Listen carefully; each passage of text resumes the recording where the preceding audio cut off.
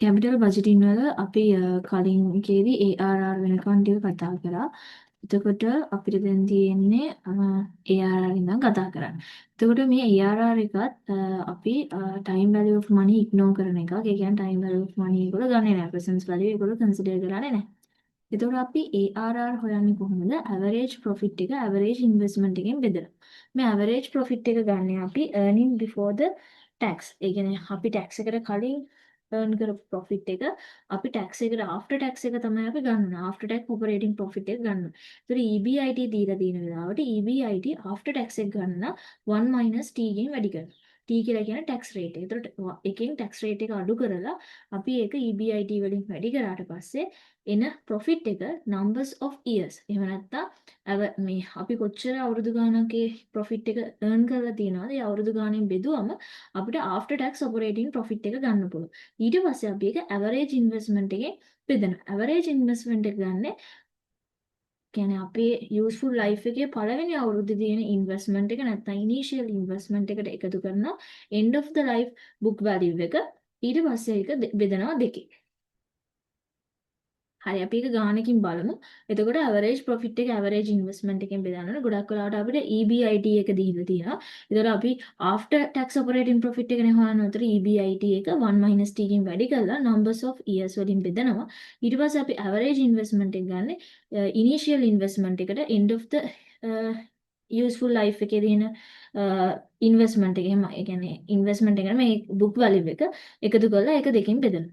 එතකොට මෙන්න මේ ARR අපිට තියෙන මිනිමම් රේට් එකට වඩා වැඩි නම් අපිට දීලා තියෙන රේට් එකට වඩා වැඩි නම් අපි ඇක්සෙප්ට් කරනවා නැත්නම් රිජෙක්ට් කරනවා. ඔක තමයි ඩිසිෂන් රූල් එක වෙන්නේ. මේකේ ඇඩ්වාන්ටේජස් දීලා දිනවා සහ ඩිස්ඇඩ්වාන්ටේජස් මතක තියාගන්න. අර පේබැක් මෙතඩ් එක වගේ තමයි ARR එකේ ටයිම් වැලියු ඔෆ් මනි ගන්නෙ නැහැ. හරි අපිට දීලා තියෙන්නේ EBIT දීලා තියෙනවා ඉන්වෙස්ට්මන්ට් වැලියු එක දීලා තියෙනවා. ඒතර අපිට හොයන්න තියෙන්නේ මුලින්ම අපිට හොයන්න තියෙන්නේ ඇවරේජ් ප්‍රොෆිට් එක. ඇවරේජ් ප්‍රොෆිට් එක හොයන්නේ කොහොමද අපි මේ දීලා තියෙන EBIT වල ටැක්ස් අපි EBIT කෙලින්ම ගන්න පුළුවන්ද? බෑ. ඒතර අපි average profit එක ගන්න නම් අපි total profit එක ගන්න ඕනේ මේ අවුරුදු පහේම. ඒ අවුරුදු පහේම total profit එක ගන්න නම් අපි after tax operating එක තමයි ගන්නෙ. කියන්නේ after tax operating profit එක. ඒක ගන්න කොහොමද? EBIT වැඩි කරනවා 1 minus T ගෙන්.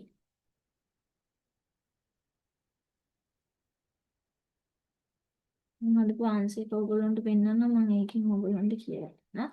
මේ තියෙන එතකොට පළවෙනි අවුරුද්දේ කොහොමත් ඉනිෂියල් ඉන්වෙස්ට්මන්ට් එක අපිට දීලා තියෙනවා ඉනිෂියල් ඉන්වෙස්ට්මන්ට් එක ලක්ෂ 2යි. මම දහස් සංඛ්‍යාවලින් මේ කියන්නේ මේ 200 එහෙම අරගෙන ලිව්වා. ඒතර ඔයගොල්ලන්ට ලේසි නිසා ඒ වගේ ඔයගොල්ලෝ කැල්කියුලේෂන් කරනවා නම් උඩින් ලියන්න දහස් සංඛ්‍යාවලින් තියෙන කියලා. ඊට පස්සේ 1,80,000ක ඊයර් වැල්යු එකක් වෙන EBIT 40. දැන් EBIT අපි මොකද කරන්න ඕනේ? 1 minus t ගෙන් වැඩි කරන්න ඕනේ. අපේ EBIT net after tax operating එක ගන්න. එතකොට අපි මොකද කරන්නේ? 40 වැඩි කරනවා 1 minus t.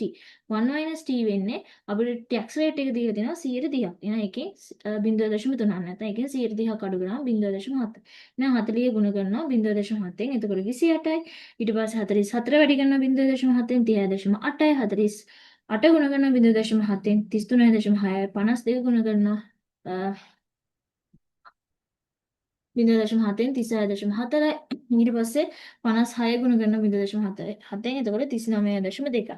ඊට පස්සේ අපි මොකද කරන්නේ? මෙන්න මේ ටික එකතුව ගන්න. ඒ ටික එකතුව ගත්තම එකතුව විදියට අපිට හම්බ වෙනවා 168.5 168. මෙන්න මේ 168 අපි numbers of අපි කොච්චර numbers of years ගානෙන් බෙදනවා. years කීයද? 5යි. numbers of years ගානෙන් බෙදනවා. එතකොට අපිට 168 පහෙන් බෙදුවම අපිට 33.6ක් එනවා average profit එක විදියට. ඊට පස්සේ අපි average investment එක හොයාගන්නවා. average investment එක හොයාගන්නේ කොහොමද? අපි year 1 එකේ investment value එකට end of the ඒ කියන්නේ useful life එකේ අවසානයේ නැත්නම් අවසාන අවුරුද්දේ තියෙන investment value එක එකතු කරලා දෙකෙන් බෙදනවා. එතකොට year 1 එකේ තියෙනවා 200ක් අවසාන අවුරුද්ද year 5 year 5 එකේ තියෙනවා 100ක් 200යි 100යි 300යි ඒක දෙකෙන් බෙදුවම 150. එතකොට අපිට හම්බ වෙනවා average investment එක විදිහට 150. එහෙනම් 33.6 150න් බෙදුවම 22.4ක් අපිට ARR විදිහට එනවා. එහෙනම් අපි කොහොමද මේ ARR හොයන්නේ? average profit එක බෙදනවා average investment එක average profit එකේදී මෙතනදී අපි ගන්න after tax operating profit එක. එතකොට අපි දීලා තියෙන EBIT after tax operating එකකින් වැඩි කරලා ඒ එන summation එක n සංඛ්‍යාවෙන් බෙදනවා. නැත්නම් numbers of share වලින් බෙදනවා average profit එක ගන්න නිසා. ඊට පස්සේ අපි ඒක බෙදනවා average investment එකෙන්. average investment එක ගන්න කොහොමද? year 1 investment value එක end of the year. ඒ කියන්නේ අන්තිම අවසානයේ තියෙන value එක අරගෙන ඒ දෙක එකතු කරලා දෙකෙන් බෙදනවා. ඊට පස්සේ අපිට ARR හොයාගන්න පුළුවන්. ඔන්න ඔය විදිහට තමයි ARR තියෙන එක ලේසි. net present value එකේදී මොකද කරන්නේ? අපි net present value එක කියලා කියන්නේ අපිට තියෙන cash inflow වල සහ cash outflow වල present value ගලපලා. ඒතර අපිට තියෙන cash inflow වල ලේසියෙන්ම NPV හදන විදියක් මම කියන්න. ලේසියෙන්ම හදන්න තියෙන සියලුම net cash flows වල present value එක අරගෙන ඒකෙන් initial investment එක අඩු කරන්න. එතකොට අපිට NPV හොයන්න ලේසි. එතකොට NPV positive වගේක් නම් accept කරනවා, negative වගේක් නම් reject කරනවා, zero නම් සමහර විට accept කරන්න පුළුවන්. maybe accept ඔයක organization එකේ කැමැත්ත මත. හරි. එතකොට මේ NPV කියන එකත් මේකේ ඔයගොල්ලෝට characteristic දීලා තියෙනවා. NPV එකත් time value of money consider කරනවා. consider කරලා තමයි දෙන්නේ. හරි. අපිට example එකක් තියෙනවා. project එකේ cost එක දීලා තියෙනවා ලක්ෂ 2ක්. එහෙනම් ඒක තමයි initial investment එක. පළවෙනි අවුරුද්දේ 50000ක්, දෙවෙනි අවුරුද්දේ ලක්ෂයක් සහ තුන්වෙනි අවුරුද්දේ 1,50,000ක්. required rate එක දීලා තියෙනවා 112යි කියලා. එතකොට අපි මුලින්ම කරන්න ඕනේ මොකක්ද? අපිට දීලා තියෙන cash flow. initial investment එක ලක්ෂ 2යි. පළවෙනි අවුරුද්දේ cash flow එක 150යි. එහෙනම් මේ 150 present value එක අපි හොයන්න ඕනේ. present value එක කොහොමද හොයන්නේ? 1 r n ගෙන් වැඩි කරනවා. එතකොට අපි මොකද කරන්නේ? 50000 ගුණ කරනවා. r වෙන්නේ 112යිනේ. ඔව් 112යි 1.1 ඍණ 1 වෙනි බලය. එතකොට 44යි 642.86ක් එනවා. ලක්ෂය ගුණ කරනවා 1.12 දෙවෙනි බලය. present value කරා. මේ ඍණ දෙවෙනි බලය present value කරන්නේ. එතකොට 79719.39. 1,50,000 present value කරන්නේ 1.12 ඍණ 3 වෙනි බලයෙන් වැඩි කරනවා 1,06,767.04 කෙනා. ඔන්න ඔය ටික එකතු කරාම අපිට එනවා 2,31,013. මෙන්න මේ 1 year 1 2 3 වල present value ටික එකතු කරාම අපිට හම්බ වෙනවා 2,31,013. ඒකෙන් මෙන්න මේ initial investment එක අඩු කරනවා. ලක්ෂ 2. එතකොට අපිට 31,129.28ක් NPV විදිහට එනවා. එතකොට NPV positive වගේක්. එහෙනම් අපි මේ project එක කරගෙන යනවා. ලේසිම විදිය අපිට දීලා තියෙන cash flows වල present value අරගෙන ඒ එකතුව අපි ඒකතුවෙන් initial investment එක අඩු කරනවා. එතකොට NPV ගන්න පුළුවන්. NPV positive නම් අපි ඒක accept කරනවා, negative නම් accept කරන්නේ නැහැ. හරි මම හිතනවා තේරෙන්නේ නැති කියලා. ලේසි cash flows වල present value අරන් ඒ ටික එකතු කරලා ඒකින් initial investment එක අඩු කරනවා. ඊට පස්සේ internal rate of return IRR එකේදී IRR එකේදී මොකද කරන්නේ? IRR එකේ ලේසිම විදිය තමයි අපි මෙතන IRR එකේදී NPV equal වෙනවා 0 කියලා තමයි ගන්න. මට මේක calculation එකෙන් හදන විදිය ඔයගොල්ලන්ට පෙන්වන්න බෑ. මොකද මගේ calculation එකෙත් ඒක function වෙන්නේ නැහැ. මම දන්නේ නැහැ කොහොමද කරන්න කියලා. ඒතර මම trial and error method එක ඔයගොල්ලන්ට කියලා දෙන්නම්. ඒතරද අපි NPV 0 වගේක් එනකම් අපි මොකද කරන්නේ? තියෙන එක මේ කියන්නේ rate අරගෙන අපි හදලා බලනවා. 0 වෙන අගේ ආවට පස්සේ අපි ඒක calculation කරලා මෙන්න මේ අගේදී IRR ඒ කියන්නේ NPV 0 වෙන අගේ තමයි IRR විදියට ගන්න. ඒතර NPV 0 වෙන අගේ rate එක අපි IRR විදියට සලකනවා. හරි. මෙන්න මේ විදිහට ඔයගොල්ලන්ට ෆන්ක්ෂන් එකක් දීලා දෙනවා IRR වලට අදාළව. එතකොට accept කරද්දී අපිට cost of capital එහෙම නැත්නම් දීලා තියෙන interest rate එකට වඩා IRR වැඩි නම් accept කරනවා. අඩුයි නම් අපි ඒක reject කරනවා. අපි ඒක ගානකින් හදමු. මේකෙත් time value of money consider කරනවා. මෙතනදී අපි IRR ගන්න NPV 0 කියලා හිතාගන්න. එතකොට අපි කියවනේ අපිට දීලා තියෙන cost of capital එකට වඩා මේ IRR වැඩි නම් අපි accept කරනවා නැත්නම් accept කරන්නේ නැහැ. හරි අපි මෙන්න මේ ප්‍රශ්නය හදමු calculation එක මම ඒක trial and error method එකෙන් ඔයගොල්ලන්ට හදලා පෙන්නන්න. So initial investment එක 60000යි, year 1 එකේ net cash flow එක 20000යි, year 2 එකේ 30000යි, 40000යි. අපිට තියෙන IRR හොයන්න. එතකොට අපි මෙතනදී හිතලා rate එකක් ගමු. අපි හිතමු 20යි කියලා. 20ක rate එකක් අපි හිතලා හදමු. 20ක rate එකක් කියලා හිතලා අපි NPV හොයනවා. NPV 0 වෙනවා කියන අපි හොයනවා. එතකොට අපිට කොහොමද අපි NPV හොයන්නේ? දීලා තියෙන cash flows වල present value එකෙන් initial investment එක අඩු කරනවා. මෙතන මම දහස් අගයන් වලින් තමයි අරන් තියෙන්නේ.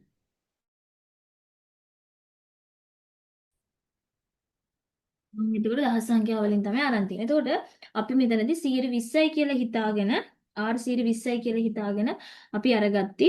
අපි NPV හොයන්නේ කොහොමද? cash flow වල present value එකේ investment එක අඩු කරනවා. එතකොට මම මෙතන ඒක කරලා තියෙන්නේ.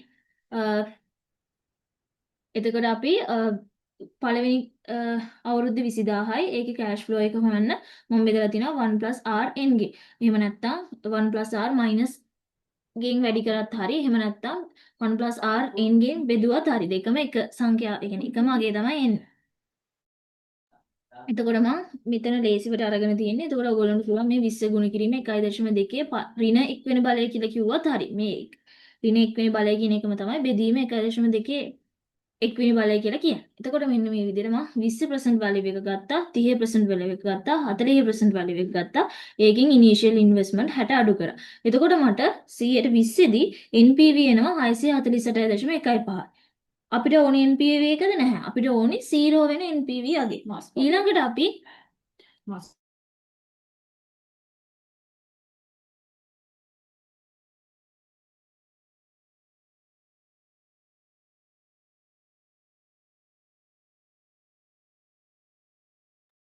හරි. එතකොට අපි NPV 0 වෙන අගය තමයි ගන්න ඕනේ. හරි. එහෙනම් අපි 121 දී කොහොමද NPV කියලා බලමු. එතකොට අපි ඒකෙදිත් එහෙමයි. අපි year 1 එකට අදාළ cash flow එක 20000යි. ඒක present value එක ගන්න 1 R n ගෙන් divide කරනවා. එහෙම නැත්නම් ඔයගොල්ලන්ට පුළුවන් 1 R minus n ගෙන් ඒක multiple කරලත් ගන්න. same answer තමයි. එතකොට මෙන්න මේ විදිහට present value එක අරගෙන investment එක initial investment එක 60000 අඩු කරනවා. එතකොට මට එන minus අගය ඍණ 401.71. ධන අගයයි ඍණ අගයයි කියන්නේ අනිවාර්යෙන් බිඳුව තියෙන්නේ ධනයි ඍණයි අතරනේ. එහෙනම් මේ 120යි 21යි අතර තමයි මේ අගය තියෙන්නේ. 120ට වඩා වැඩි 21කට වඩා අඩු අගයක්. එහෙනම් අපි ඒක හොයන්නේ කොහොමද? ඔයගොල්ලන්ට මතක නම් අපි අර YTM හෙව්වා වගේම තමයි මෙතනදිත් කරන්නේ. එතකොට අපි මොකද කරන්නේ? 120ට වඩා වැඩි වෙන්න 20ට එකතු වෙන්න ඕන. මේ දෙක අතර තියෙන percentage වෙනස. 20යි 21යි අතර percentage වෙනස කියලා 101යි. ඒක බෙදනවා ඒකේ NPV අගයන් අතර තියෙන වෙනස.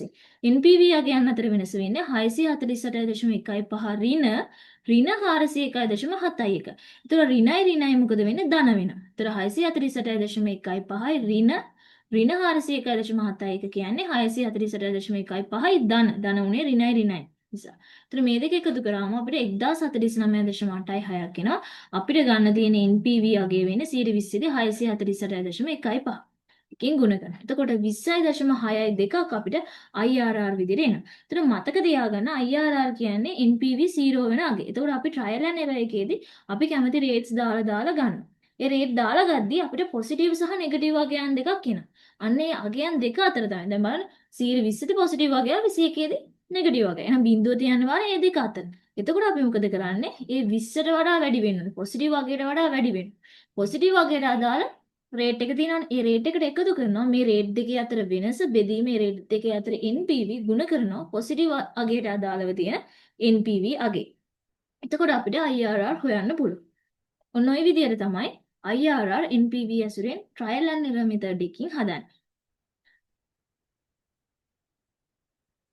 ඊළඟට profitability index. profitability index එකක් අපි ගන්නේ cash inflows වල. මතක තියාගන්න cash inflows. inflows වල present value එක බෙදනවා initial investment එකේ. එහෙම ගන්න PI එක එකට වඩා වැඩි නම් accept කරනවා, එකට වඩා අඩුයි නම් reject කරනවා, එකට සමානයි නම් organization එකට maybe accept. ඒගොල්ලන්ට පුළුවන් accept කරන්න. ඒක organization එකෙන් තීරණය කරනවා. ගොඩක් වෙලාවට අපිට එන්නේ මෙතන එකටම සමාන වෙන එකක් එන්නේ නැහැ. එක්ක එකට වඩා වැඩි, එකට වඩා අඩු. එකට වඩා වැඩි නම් accept කරනවා, එකට වඩා අඩු වෙන එක reject කරනවා. මේකෙත් characteristic එකක් තමයි මේකෙත් අපි time value of money ignore කරන්නේ නැහැ, consider කරනවා. එතකොට example එකක් දීලා තිනවා initial investment එක 60000යි පළවෙනි අවුරුද්ද net cash flows 24000යි දෙවෙනි අවුරුද්ද 32000යි 28000යි 8000යි එතකොට අපේ required rate එක 10%යි නම් net present value එක සහ PI එක හොයන්න sorry net present value සහ PI හොයන්න කියලා තමයි තියෙන්නේ. එතකොට මෙතනදී අපි net present value එක හොයන්න නම් මොකද කරන්න ඕනේ? මේ cash flows වල present value එක අරගෙන ඒකින් initial investment එක අඩු කරන්න ඕන. එතකොට අපිට හම්බ වෙනවා NPV. එතකොට මෙතනදී අපි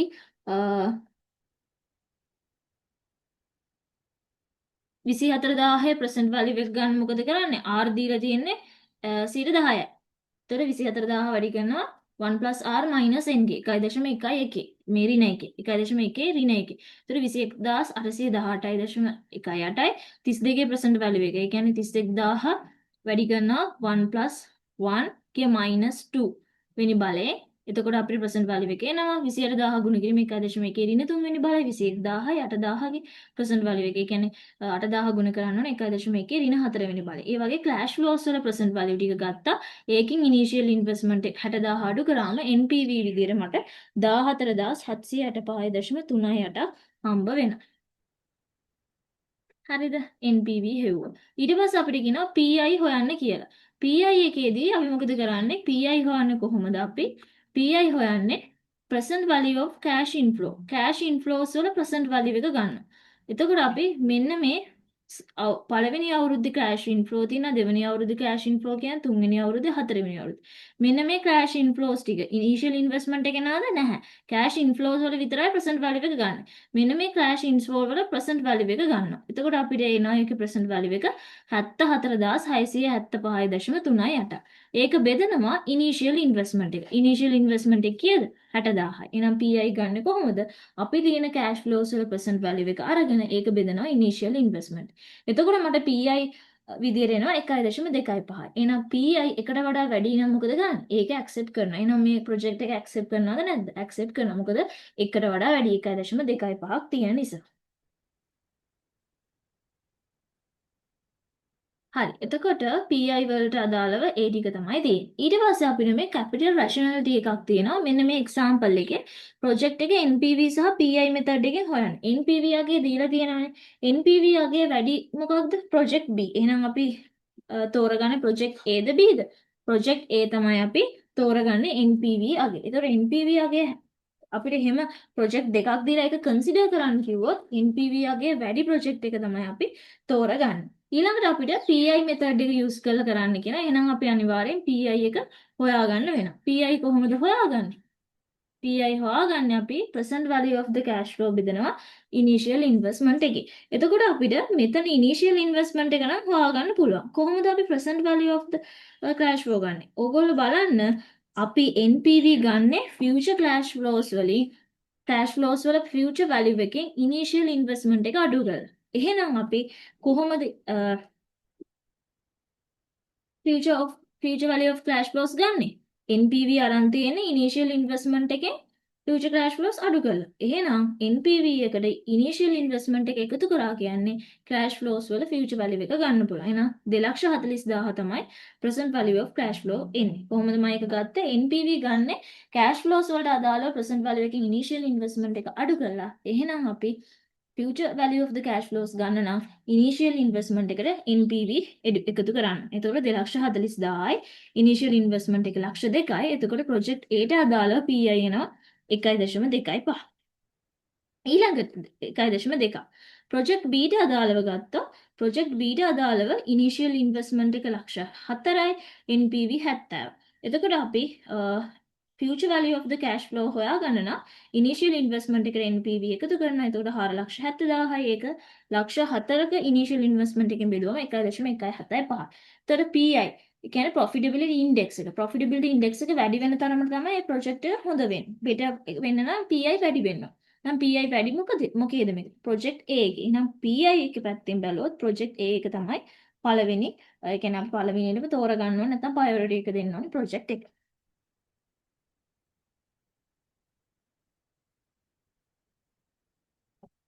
හරි. එතකොට මේකෙදි NPV අගය ගැන තමයි එතකොට ගොඩක් වෙලාවට මේකෙදි කතා කරන්නේ NPV ගැන තමයි මේක කතා කරන්නේ ගොඩක් වෙලාවට. එතකොට එක්සෑම් එකේදී මේ වගේ ගණන් ගොඩාක් ලේසි. මොකද අර payback period method එහෙම ගොඩක් ලේසි. ඒ නිසා calculations කරන්න. එතකොට ඔයගොල්ලන්ට ඒ ටික හරියට කරන්න පුළුවන්. එකපාරක් දෙපාරක් කරනකොට මේ ටික ඔලුවට යනවා. මොන හරි ප්‍රශ්න තියෙනවා නෝකට තේරෙන්නේ නැති මගේ උපරිමයෙන් ඔයගොල්ලන්ට තේරුම් කරන්න උත්සාහ කරා. දන්න හැම දෙයකින්ම. කියලා. ඒ කියන්නේ මම දන්න හැම දෙයක්ම කියලා. ඒකට ඔයගොල්ලෝ මොනවා හරි ප්‍රශ්න තිබ්බම මැසේජ් එකක් දාන්න. ඒකට මම වොයිස් එකක් හරි දානවා කොහොමද කරන්න කියලා.